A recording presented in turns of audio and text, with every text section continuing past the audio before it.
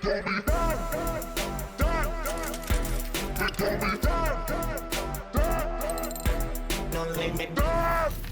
morning, good morning, good morning, good morning.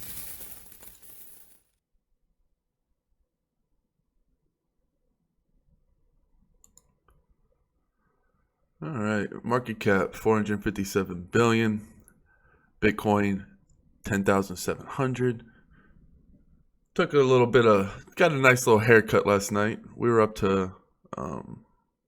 high in the high 11s. We were doing well. Everyone calling for the bull run. I really believed that this was going to happen. A nice little pullback. It's funny. All of my new friends that got into crypto, they were like this guy. What, Matt? What is going on? What is going on? They're just not used to the swings, right? They got in early on the dip. They figured that, once it broke 10,000, it was just going to fly straight up. And a lot of them, you can't even help it. Like, even the most disciplined friends, they're going to find, they're going to do their own research. They're going to find a coin they like. One of my friends really likes Stellar, another one like Golem. I think these are great projects. And he got Stellar. Now it's going down. He's talking about, man, I'm down on my pick, yada, yada, yada. And, I kind of feel like, having to say, this is a financial advice. I get the same feeling when I have to say something like, it's not a loss until you sell it, right? I always go back to that Sia coin example. I have a lot of them, but, this is one of the coins I bought early. I bought it way up here early in my crypto career, and that was back before you had all this competition for decentralized storage, computing storage. And I just felt like, man, this is going to take out, all the cloud services. It's so much cheaper. And then it went down, right? And then I just had to hold. I had got it in I think it was on this first pump, sold a little bit, but then I had my nest egg. And, that nest egg, I was just chilling. And this is what happens. Sometimes when you get into a coin, you think, okay, I want to nest egg this. And then later on, you're like, something's changed, competition, better alternatives. Sometimes you want to get rid of your nest egg. But then, I'll see that my nest egg's down here. And I'm like, well, man, I can't, I'm trying to get rid of my nest egg. And this is really cramping my style. But it's fine. It's dead to me because I'm not going to take a loss in BTC. And you just have to hold on, right? Like, even if I bought it way up here, I would have just held on. I definitely stress, because see, I had bought it down here going on this dip, you see, because I never buy on the pump. I just can't. I just believe I'd rather buy on a dip way up here than buy on a pump way down here. And I know that sounds weird, but I believe in price memory. There's a lot that goes into it. I talked about it in my older videos, but I'll try to remember to make a sole video to it. But I just told him, I don't sell until it comes to it. And if it doesn't, it doesn't. That's why nest eggs are so important. That's why I only get in something that I'm willing to bag hold. I don't mind when it goes down. I know it's going to happen. And if I stress on it, then I'm not going to be able to find what's coming towards me. So, there's going to be a lot of times that it goes under. And you don't have the money to buy. That's just what it is. This isn't a free ride. There's a lot that goes into it. One of the benefits to holding for a long time, having my nest eggs, I have things like Neo that I got since I had it at Ant Shares and EOS, is that at any time I'm in the green because they've outgrown, some of the coins you hodl for a long time are going to outgrow their previous lows. You're going to have an altcoin that's just going to explode. And it's never, ever going to go anywhere near where you bought it. And that's how I feel. That's how I have with Neo and EOS. So anytime I need to break something off, I have coins that are like perma in the green, right? And when I kept building and building, it got much easier when I had a lot of green outlets. So I never had to sell for a loss because I was diversified. And through hodling, I was able to realize those massive, massive gains. And I don't trade really anymore. I hired traders. I was a swing trader, right? I talked to the best traders, right? And I had some people, some really smart guys trying to analyze my trading strategy. And, they're like, it's like you were basically a swing trader, but you had, what basically they're like, man, what really got it for you was your emotions. Like you were able to be stable and buy the dip, and you just did the fundamentals very well. One trick pony, nothing fancy, but it gets the job done, especially in a new market. One of the reasons most people don't make money in crypto is because when it goes down, no one wants to buy the dip. And these new markets, you never know. Like, rewind to the internet. There's just so many uncertainties and so much competition that it's very easy to get spooked. And that's all it is. Who doesn't get spooked? It's going to be a lot of people who are kicking themselves. It's a different age, a lot more access. A lot more people have access to this than they did during the internet. And it's kind of funny. Going back to what the internet is, the internet is basically you have a level, a BGP, and it's a trust system. It's a border gateway protocol, and that's like the first layer of the internet, and it's all trust. It's all trust there. They're all good actors, and they'll weed out the bad actors basically through reputation. But it's a trust system, very delicate. People don't understand how flimsy the internet really is and how easy it is to be hacked by bad actors. And the blockchain is going to be even more, it's going to revolutionize something that was so the internet was arguably the most revolutionary thing in human history. Blockchain is going to revolutionize that. So whatever you want to call that, right? Whatever you want to call that, because now it's going to make it to where it's going to bolt this down. Right now we have this shaky ass table. It can collapse at any time. It always does. People put it back together with duct tape. Now we're actually going to bolt it down and make it secure. So, of course, I'm always asked during the choppy times, the choppy waters. I feel like I was a captain in my old life because I'm so used to the chop. I love the chop. This is where the money is made. I still swing trade. It's too easy, right? My swing trade has become slower. I'll make moves much slower, but that's fine. It's not a big deal to me as long as I have confidence in what I'm investing in. There's a lot of things I'm going to talk about in the next episode that I'm not going to be able to fit into this one, but I also wanted to... Of course, one of the questions is, what are you investing in? What are you looking at? One of the things I'm most excited about, and it reminds me of hacking when it was going for a few bucks and it was not listed yet. I really believe that a coin that's really low key right now, it's not listed on CoinMarketCap, is Signals, Spective. It's a VR. It's basically like VR YouTube. I've talked about it a lot. Lots of interviews. Look at Nicholas Live. I'm going to leave the links to where you buy them. It's still on Ether Delta and Fork Delta.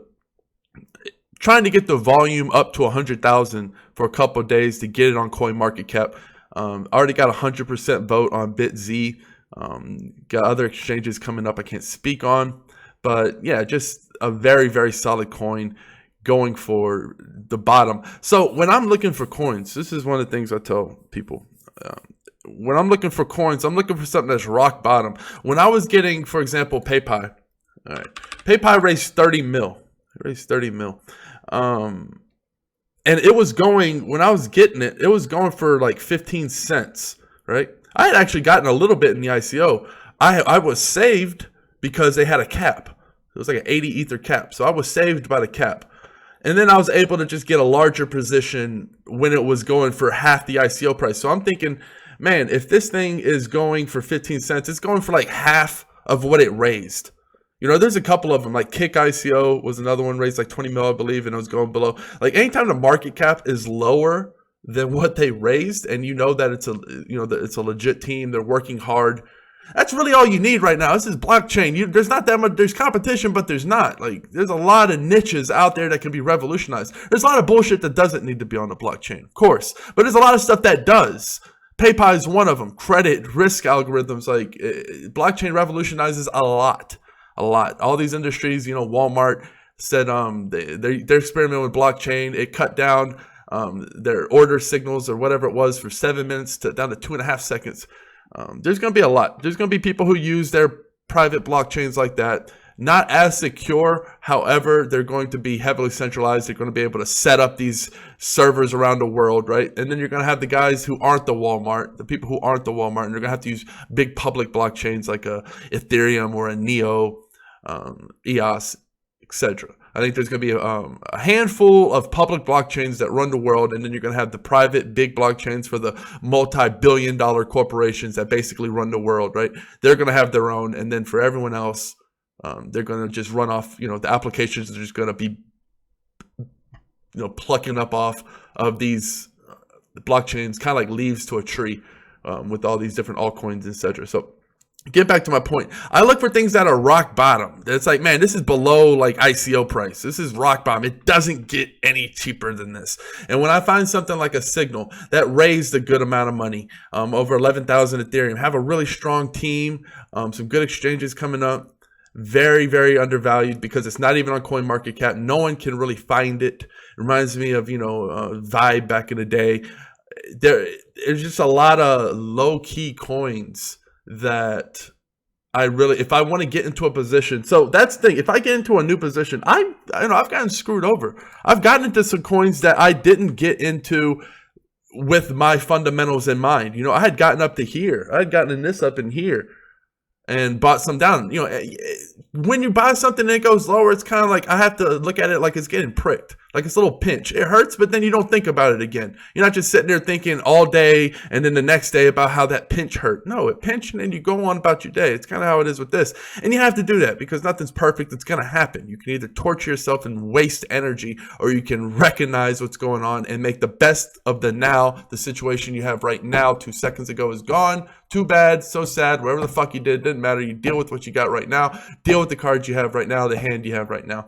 And this one I didn't get, I got it well above ICO price. It was still new, still to prove itself. So anytime I go outside of my blind person approach where I'm just feeling around, not really, not taking too big of risk. If I get a coin below ICO price that has a strong team, it's just a down market, brand new, yada, yada, whatever it is. Those are the ones that I go to. I've never really taken a loss when that was the approach. I was getting my bid at $1.50 when it was below ICO price. There's so many things. There's so many coins out there that you can find for around ICO price, below ICO price, strong team, raised enough capital to where it's like, man, these guys raised more than they're worth. That's always a good sign.